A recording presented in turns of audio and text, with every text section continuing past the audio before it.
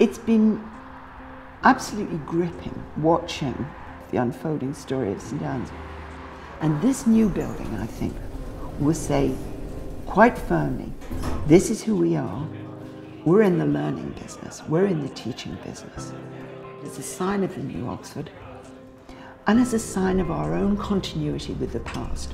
From being a college that catered for women who weren't ever catered for, to becoming a quiet pioneer.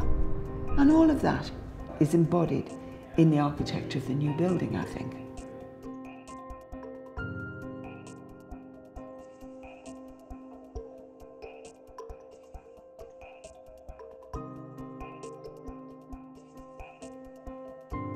The first shared possession that St Anne's, or the Society of Home Students as it was then known, had was a collection of books. And it's become a symbol for St Anne's of its origins. When I was at St Anne's, there was only Hartland House. I kind of assumed that all your tutors slept there as well, but of course they didn't. In there was the library. It was the heart of the college. There is an immediate problem that this wonderful library faces, that it has outgrown the space that it's in. I think the library, it's eccentric.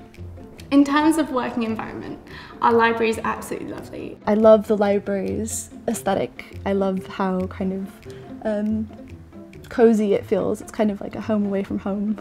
Obviously the library wasn't built with laptops in mind. You can kind of rummage, but obviously that's not ideal for research purposes. You need to know where things are.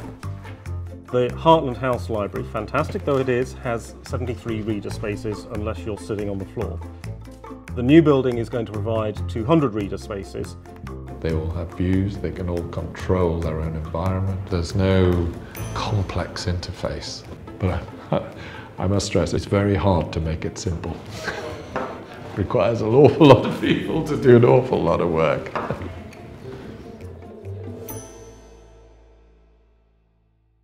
We're calling it the new library and academic centre because it's not just a library.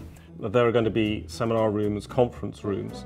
We also have centres coming in, the Centre for Personalised Medicine, for example. The new building, I think, attempts to show St Anne's as a flexible, modern college. It is a flexible, modern building. The building has been designed in a way that will allow it to be used in various different forms, that will allow the college to adapt over time as requirements change. As the way people work and study changes, the building can change with it.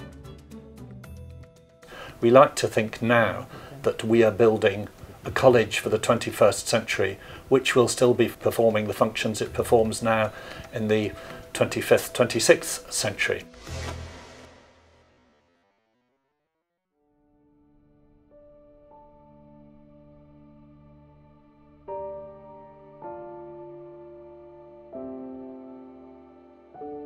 We've not so much seen a decrease in library usage because of new technologies as a change. I think it's the right time to be building the library.